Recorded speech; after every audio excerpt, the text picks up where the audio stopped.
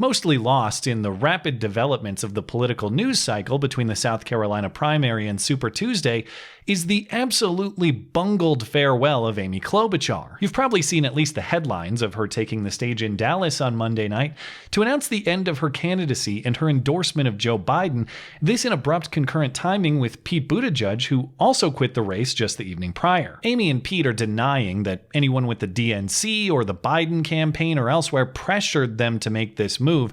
They just supposedly both came to the same sudden conclusion, canceling all their plans and joining Joe on stage just in the nick of time. Tomorrow's Superstar Tuesday, and I want to thank you all.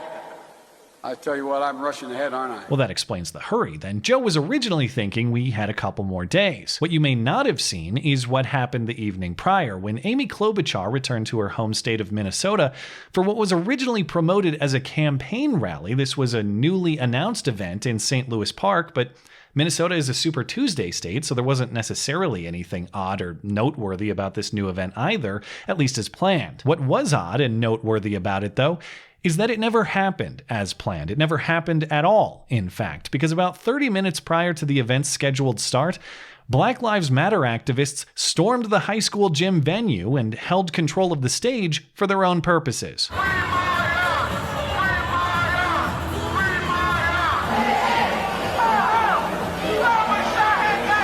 My God, are there no creative minds left? Hey, hey, ho, ho, get a new f***ing chant.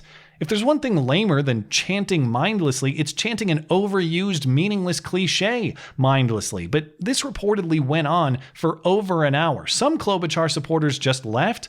Others tried to stick it out. Meanwhile, her supporters were disappointed they didn't get to see their candidate take the stage. Now, in fairness, is that the face of disappointment?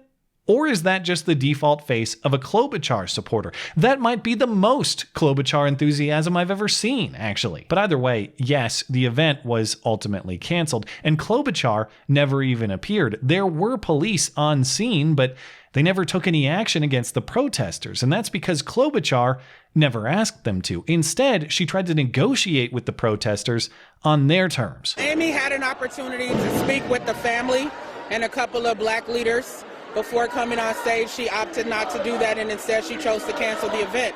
So I think that that's indicative of the lack of commitment to justice for Myon.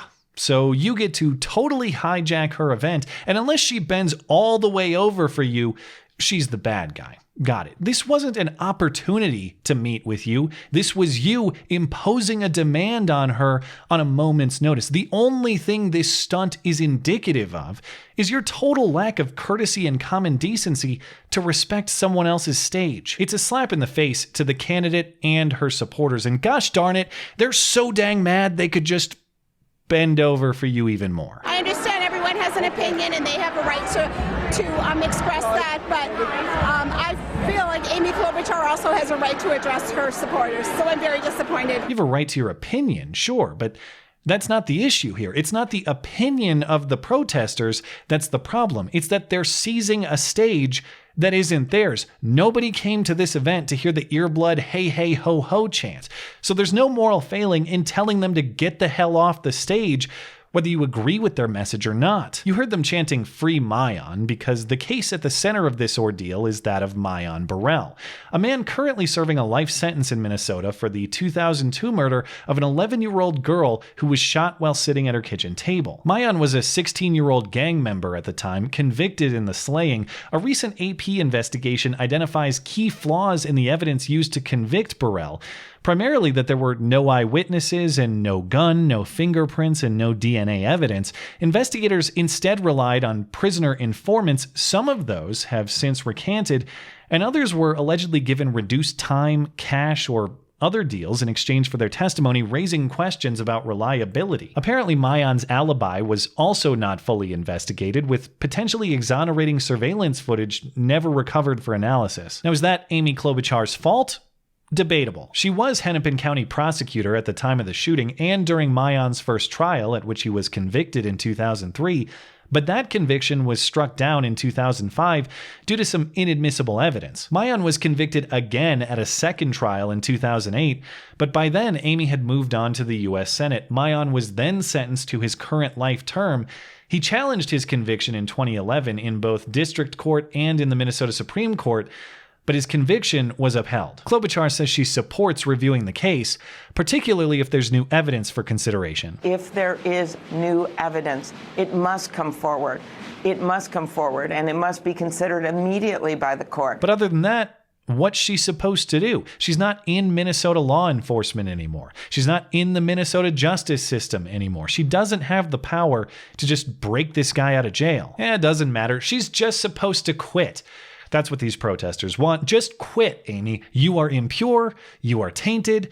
You have to go away forever now. It's just another scalp to claim. It doesn't matter if it actually produces the results these protesters want. I'm not sure why they aren't calling for her to resign from her Senate seat too then, but I'm probably just a little early on that. Now that this demand is behind us, stay tuned for that demand soon. There are several ridiculous ironies in this story. The first is that Amy had actually been campaigning on this case as a good thing she's done for racial justice. The African-American community that came to us, they said there was no justice for their little kids. There was a kid named Byron Phillips that was shot on his front porch. No one had bothered to figure out who did it. When I came into that office, we found the shooter and we put him in jail.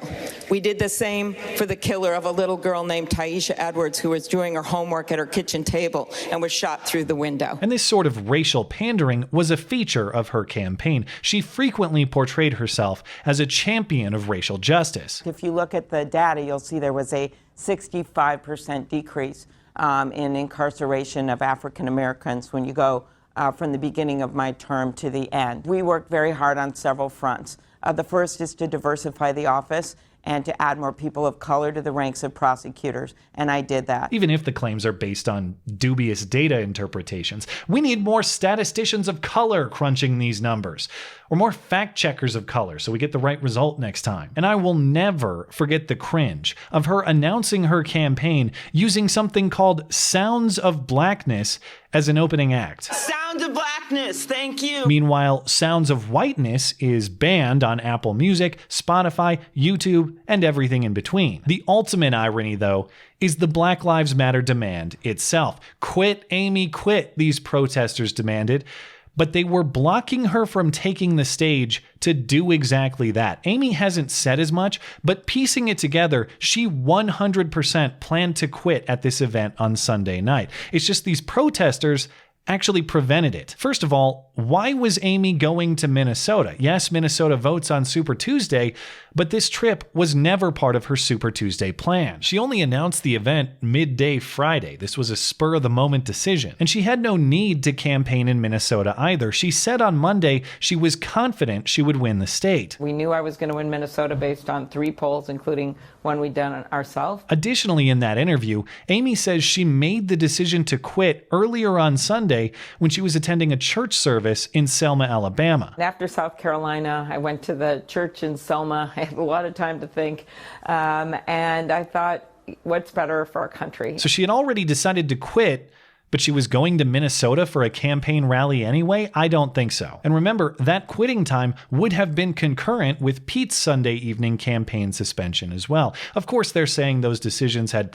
nothing to do with each other, them quitting on the same day and flying to the same city to endorse Joe Biden on the same day. Pure coincidence, just the product of 2 totally unrelated independent decisions. Yeah, I'm sure. The only way Amy's trip to Minnesota makes any sense at all is if it was the planned time for her to quit. And ironically, it didn't happen because the same racial activists she spent more than a year pandering to were too busy demanding she quit to calm down for just a minute so she could do exactly that. Sad and embarrassing for everyone involved, no doubt, but also a totally fitting end to an afterthought campaign that actually turned out to be like 5% entertaining. Not bad when the expectation was 0. If you launch and sustain your campaign on racial pandering, you deserve this frustrating end, complicated by the consequences of that pandering. And now, thankfully, we can all get back to the proper perspective